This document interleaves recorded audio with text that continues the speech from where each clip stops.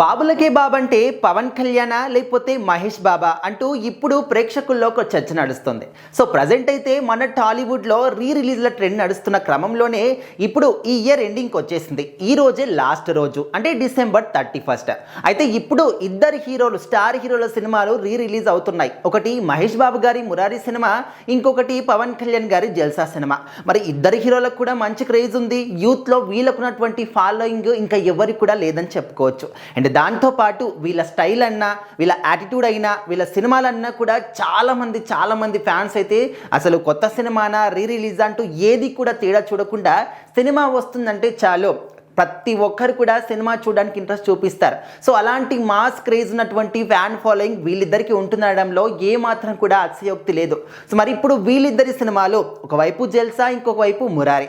మరి ఈ రెండు సినిమాల్లో ఏ సినిమాకి ఎక్కువగా కలెక్షన్స్ వస్తాయి, ఏ సినిమా ఈ రిలీజ్లో కూడా ట్రెండ్ సృష్టిస్తుంది అని చెప్పేసి అయితే కొంత మేరకు ఇద్దరు ఫ్యాన్స్ కూడా కొంచెం, అంటే అది వారం చెప్పలేము, జస్ట్ చర్చ అని చెప్పుకోవచ్చు.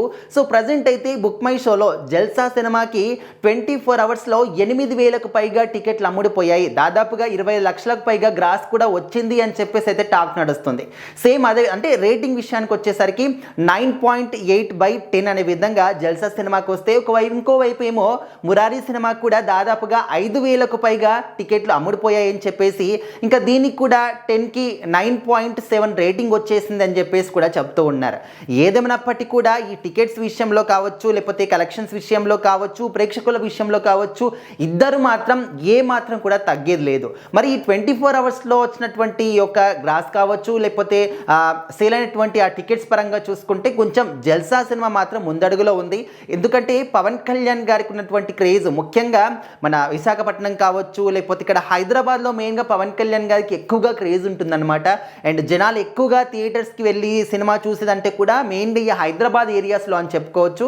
అండ్ పవన్ కళ్యాణ్ గారు అంటే నైజాం అంటే పవన్ కళ్యాణ్ అనే విధంగా కూడా ఒకప్పుడు చాలా రోజుల నుంచి కూడా అదొక పేరు ఉండింది. ఆయన ఏ సినిమా వచ్చినా కూడా, అది కొత్త సినిమా అయినా కూడా, రిలీజ్ అయినా కూడా హైదరాబాద్ నైజాంలో మాత్రం అదొక కొత్త సినిమా ఏ విధంగా సెలబ్రేషన్స్ చేస్తారో అదే విధంగా పవన్ కళ్యాణ్ గారి ఫ్యాన్స్ థియేటర్స్ దగ్గర చాలా సందడి చేస్తూ ఉంటారు.